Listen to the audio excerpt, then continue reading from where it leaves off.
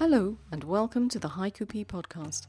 I'm Patricia, and I'm still social distancing in Switzerland, probably like most of you. But at least here, as I record this podcast, there are signs that things are improving. I hope that's the case wherever you are. Now this week, the topic for you lovely poets to write about was afternoon break. And if you're coming to this podcast sometime in the future, in real time, we're in the throes of COVID-19. And afternoon breaks might be temporarily a thing of the past, unless of course you live with me. My husband and I have a routine established whilst he's working from home, whereby we try and have a little break, morning and afternoon, and a proper lunch. How about you? How are you reacting to working from home, if that's what you've been forced to do? Today's theme was suggested by Craig Kidner. Thanks, Craig. When he proposed it, it brought to mind a poem by Rupert Brooke, The Old Vicarage, Grantchester. He wrote this whilst he was in Berlin in 1912, thinking about his own home in the UK. I wonder if he had any idea of what was to come. Thankfully, he would have had no idea that the war would bring about his own demise. The poem ends like this. Say, is there beauty yet to find, and certainty and quiet kind? Deep meadows yet, for to forget the lies and truths and pain. Oh yet, stands the church clock at 10 to 3, and is there honey still for tea? He could have written this about these times too, couldn't he? Anyway, I wrote this in reply to him. A return to old habits. Tea and scones at 3. Jam, not honey. Now, as usual, I'd like to start with previously published work, and then turn to work specially written for us. First from poets from whom we've not heard, and then to some of our favourites. Thank you to everyone who's contributed to today's podcast. And I'm looking forward to the next one already. May is Monaco. Don't forget. If you know poets who've not contributed before, encourage them to send their work. Tell them, I'm relatively tame, and I won't bite. Probably.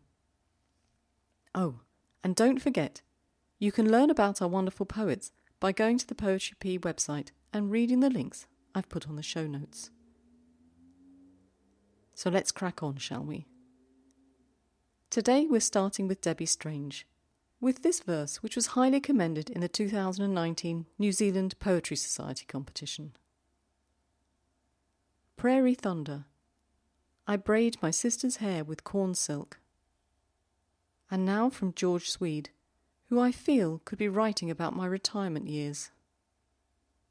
At the height of the argument, the old couple pour each other tea. Tim Murphy in Frog Pond 43.1 writes about my ideal way to spend a rainy afternoon break. Afternoon rain. In the second-hand bookstore, the smell of old paper. And lastly from Joette Georges. Afternoon sunlight. In the mail, your haiku.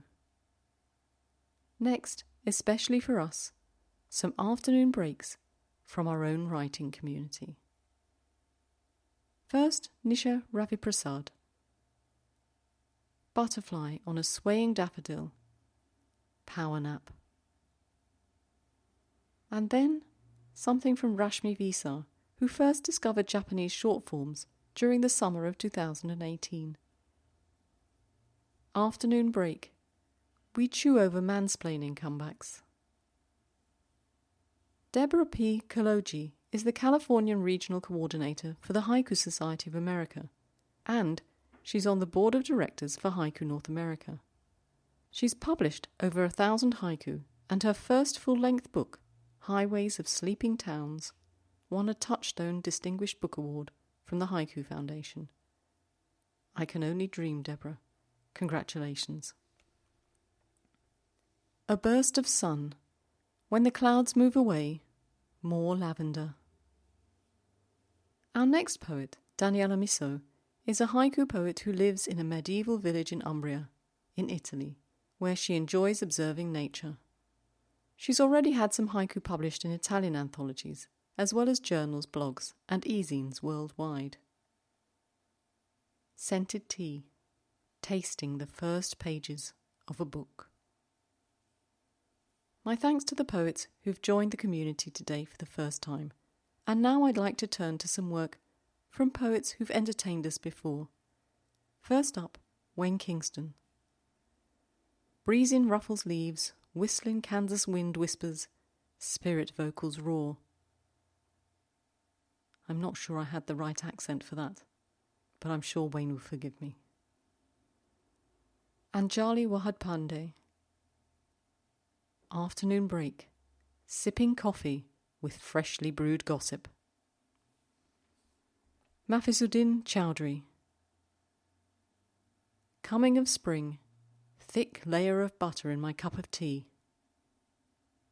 Christina Chin.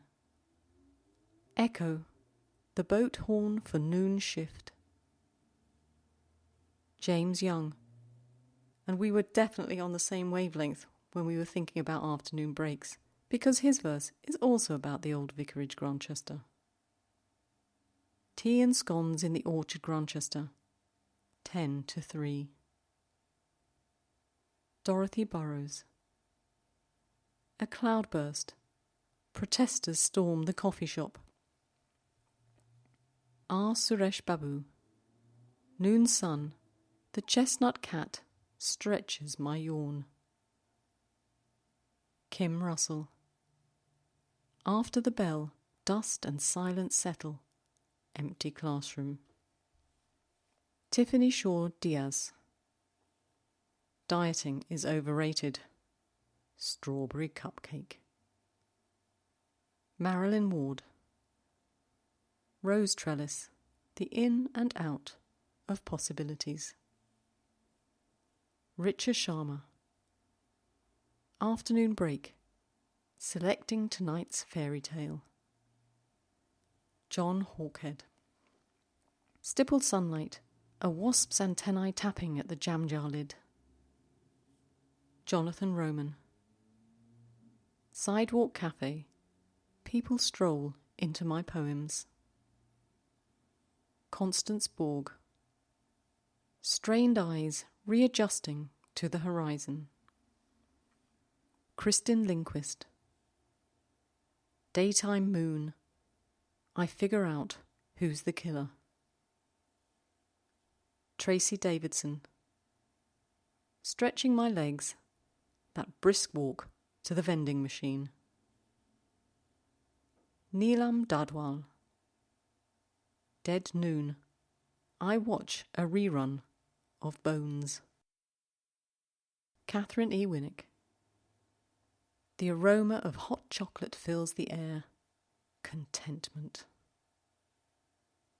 Goran Gatalicha. Afternoon break. She writes fragrant haiku under the blossoms. Robert Horobin. Daydreaming. A bee headbutts the window pane. Muskan Ahuja. Afternoon break. The weight of silence in the classroom. Miniko Takahashi. Drowsy at a screen, the radio humming, time for a walk. Linda L. Ludwig. A walk through an English garden, her afternoon tea. Vandana Parashar. Sultry afternoon, the roads as empty as my mind. Isabel Caves. Afternoon break, the seagull and I stretch our wings. J. Friedenberg. Afternoon rain, a yellow leaf falls into the recycling bin. Pearl. Chrysanthemum, the sun leans to the west. Nadia Kostadinova. Benches in the sun, one after another walking sticks, and beers. Ian Speed. Water cooler crowd. Dawdling, chatting, relaxing, all while work piles up. Richard Bailey. Brief respite from 16-hour COVID shift. Power napping. Debbie Strange. Flocks of cranes in snow-dusted fields. Our idle chatter. Elancharan Gunasikaran. Spring miner rejects breadcrumbs. There goes my lunch. Professor R.K. Singh. Afternoon walk. Two women relax on bench, exchanging tension. Hannah Hulbert. Green leaves unfurl, sighing warmth and jasmine from my teapot. Erin Castaldi. Wilting cherry blossoms. I pluck a dandelion instead. Tara Stekiuch. The robin sings, and the memories fade away. S. Zylenga. Children's treasures. They fill my pockets with pine cones. Wendy C. Bialek. Lunch with friends. All the fruit and nuts from the birdseed. Ava Drobner. Slippery path. Unexpected break. Blue knee. M. Shane Pruitt. Afternoon walk. Even the birds maintain social distancing. And to conclude today's episode, a verse from R.P. Verlaine, which could describe the scene in my neighbour's garden. Pigeon feathers, all that is left when the bread runs out. I thank all of the poets who wrote for today's episode. I'm in awe of your work. Thank you so much. As I said before, there's still time to get your email submissions to me for the Monaco episode, deadline 1st of May. I have a community judge who is chomping at the bit to read what you send me. Speaking of which, I'm very close to being able to let you know when you can get your hands on the first edition of the journal. If you haven't signed up for the newsletter, the form's on the Poetry P website. Please do sign up, as I'll be emailing everyone on the list with the news. Thank you to everyone who came along today to listen, and to everyone who helps to spread the word about the podcast. I appreciate it very much. These are weird and crazy times we're living through. I know some of you have had the virus, thankfully mildly.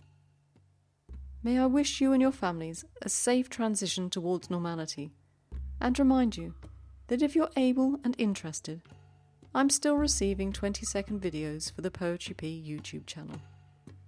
The feedback's been very positive, and so I'll continue with it, the Poetry P TV moments, for another wee while.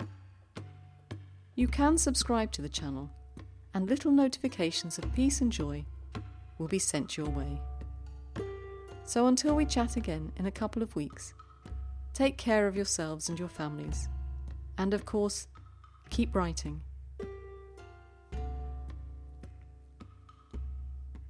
Don't forget, there's more information in the show notes, and if something's missing, just email me and I'll sort it out. Ciao!